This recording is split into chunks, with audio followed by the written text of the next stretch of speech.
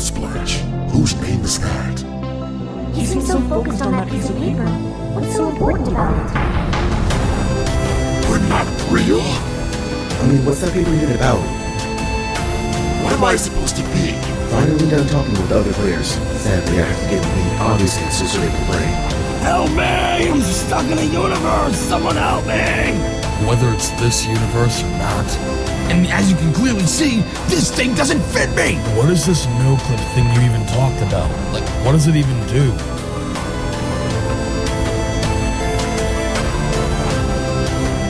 I think you should stop looking at that paper and maybe talk with us.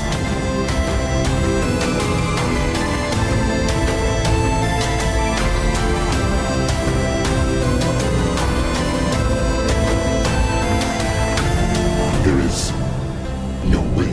What's so important about that growth? Just leave it alone. You're tampering with everything. You need to let things play out as they were meant to.